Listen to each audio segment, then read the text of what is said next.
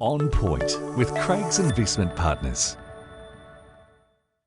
The information provided here is general in nature and it's not financial advice. It doesn't take into account your financial situation, objectives, goals, or risk tolerance. All investments are subject to risk and none are guaranteed. So before you make any decisions, we recommend you contact an investment advisor. For more information about our services or to view the Craig's Investment Partners financial advice provider disclosure statement, please visit our website, which is craigsip.com. Welcome to On Point. I'm Mark Lister, Investment Director at Craig's Investment Partners, and I'll be talking about a range of topics including economics, portfolio strategy, investor education, and anything else that's happening out there in financial markets. Morning team, hope everyone's well. Let's take a look back at last week across financial markets, then let's turn our attention to the week ahead. Most share markets were a little on the soft side last week. You've still got geopolitical tensions in the Middle East that are keeping investors a little bit nervous. Plus, we saw three major central banks leave interest rates unchanged last week in the wake of fresh inflationary concerns. So in the United States, the S&P 500 slipped 0.2%. European shares were down a little bit more than that. They were off 1.6%. The UK market lost 0.9%. Japanese shares actually bucked the trend. They rose 0.5%, and emerging market equities were flat. Closer to home, the Aussie market fell 0.5% and the local NZX 50 managed to finish marginally higher, 0.1% higher, but we still are down about 4% this calendar year. So we are one of the weaker markets through 2025. It's emerging markets that are leading the charge with a 10.6% gain. So EM has been the place to be. Europe as well, still going quite well. Seen a couple of weeks of weakness in Europe. But the market over there is still up more than 6% this year, and the currency has gone our way. So in New Zealand dollar terms, European shares are up more than 10%. Interest rates, US interest rates were little changed. The 10-year Treasury yield finished the week just below 4.4%, pretty much where it was a week earlier. Here in New Zealand, our 5-year swap rate was actually a little bit higher, finished the week at 3.66%, and that came on the back of a stronger than expected GDP report, which we'll talk about soon enough. Let's start with central banks, though, because that was what was on the calendar last week in terms of the global economic picture, and we had three big central bank meetings from the Federal Reserve in the United States, the Bank of Japan, and the Bank of England.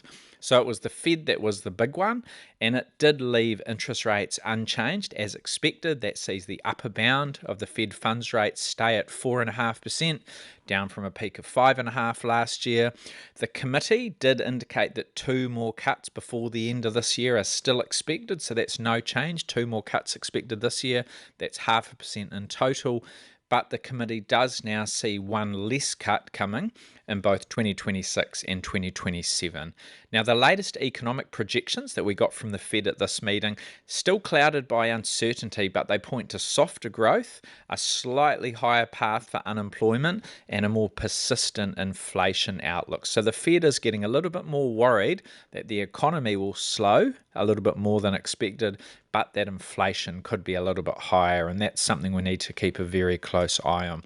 In terms of what financial markets are expecting, they still see two more rate cuts this year, 0.25% rate cuts, and September is seen as the most likely timing for the next move. So market pricing at the moment implies an 80% likelihood of a cut coming at the September meeting from the Federal Reserve.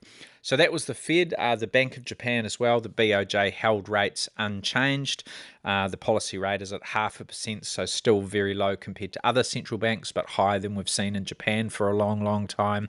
It also announced that it would slow the pace of its balance sheet drawdown in 2026, and it would return monetary policy settings to more normal levels, but in a more cautious manner. So they're a little bit cautious as well. The Middle East conflict and prospective tariffs from the US have complicated the BOJ's job a little bit, and while markets still see the chance for another rate hike in Japan this year, That's likely to come very late in the year, if at all. To be honest, it looks 50-50, but if we do get one, I think it'll be very late in the year. The Bank of England as well, that was the third one of the majors that left interest rates unchanged, so the BOE policy rate is at 4.25%. That's the lowest in 2 years. 6 members of the Bank of England's Monetary Policy Committee voted to keep rates on hold, 6 of 9. The other 3 supported a cut. So still a little bit of a divergence, but the majority happy to leave rates unchanged. Financial markets still see more cuts ahead from the Bank of England, and the next move is seen likely to be in maybe August, maybe September, and that policy rate seen falling to about 3.5% into next year, 2026. So those were the major releases in terms of central bank decisions last week. Here in New Zealand, we got the GDP report, and this was an interesting one. Sort of old news, covers January, February, March, but still important from an economic perspective and from a Reserve Bank perspective. So GDP, gross domestic product, for the quarter was stronger than expected. It rose 0.8% for the quarter. Now that was ahead of RBNZ forecasts for 0.4%. And it was also above economist estimates for 0.7%. Per capita growth was 0.4%, so a little bit more subdued, but at least it was positive because we did have 8 consecutive quarters of contraction up until the end of last year. So we've now seen 2 quarters where per capita growth has been positive, which is good news.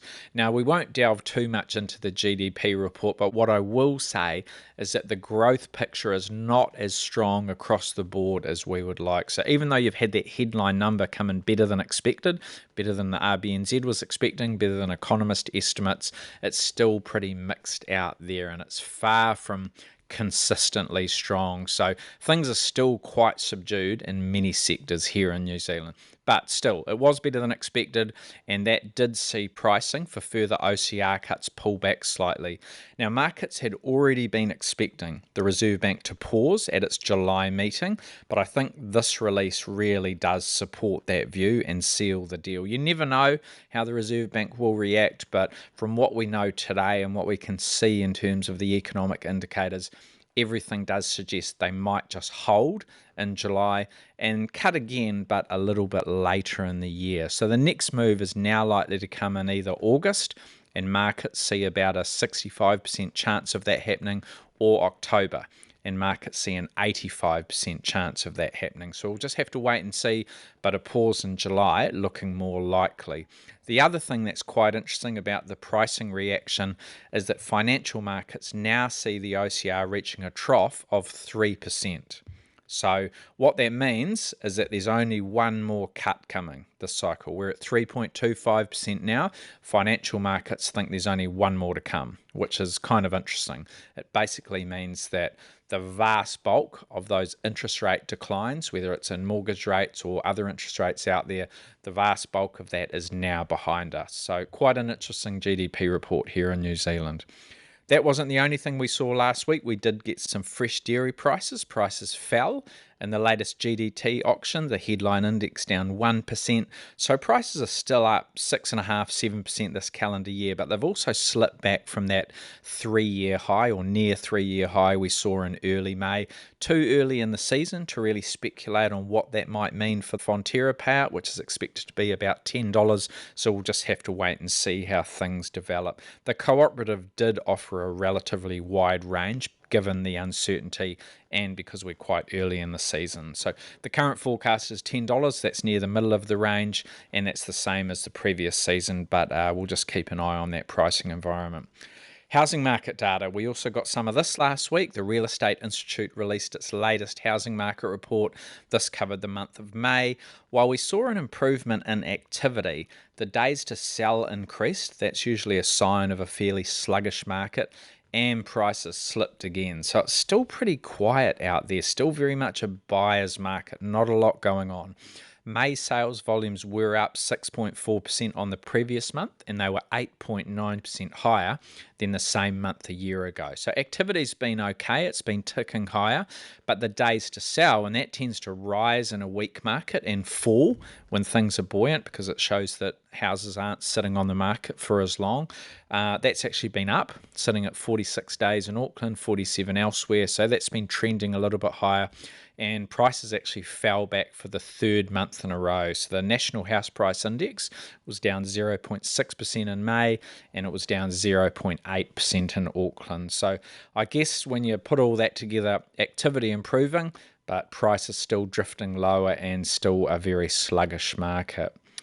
Right, turning to the week ahead, and I think events in the Middle East will remain a focal point. Investors are still watching for any further escalation between Israel and Iran, and they're also watching the US to see what they will do and whether they will get involved.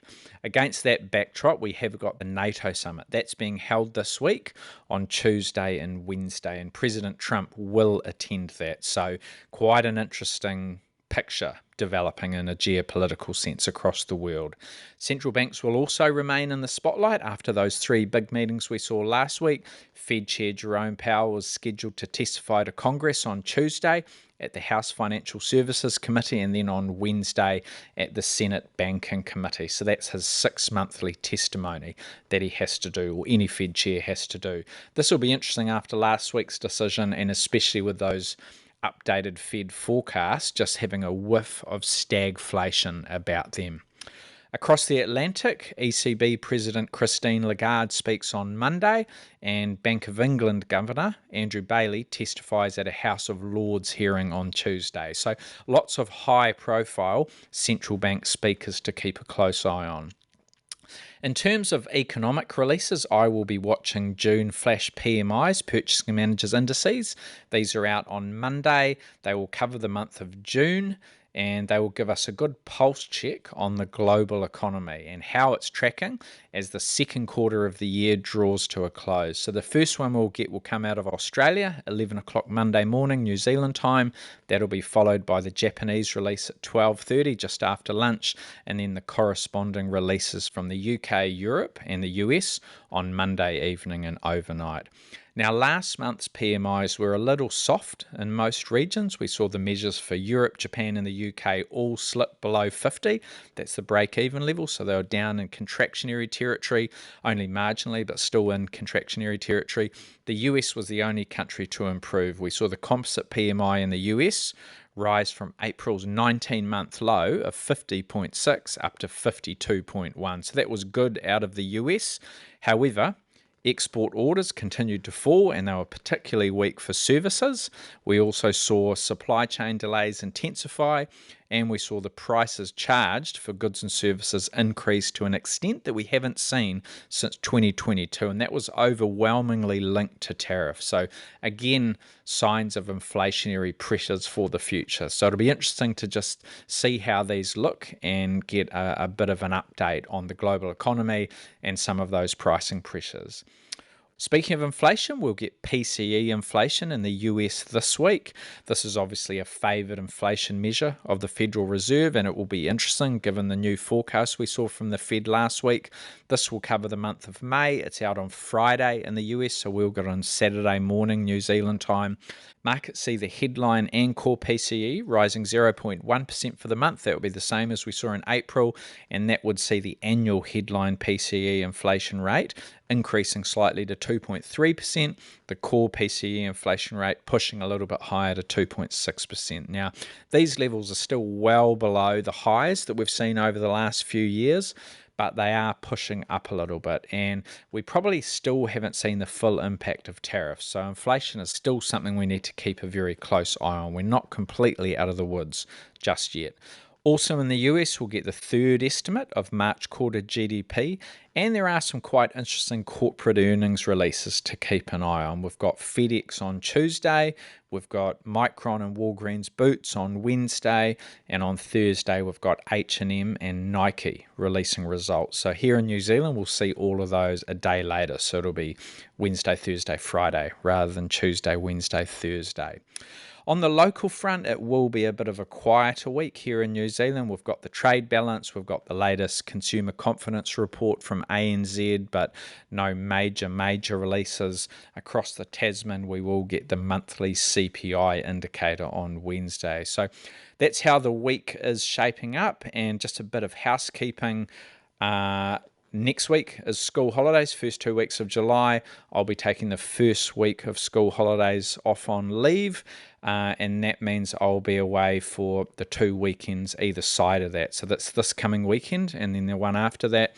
So no week ahead reports or podcast episodes. There might be a couple of other bits and pieces that I will drip feed out over that time, but we won't have a session like this until mid-July. So take care, enjoy your holidays if you're off away somewhere with the children and the family like I am, and we will talk again soon. Thanks for listening. For more insights, visit craigsip.com.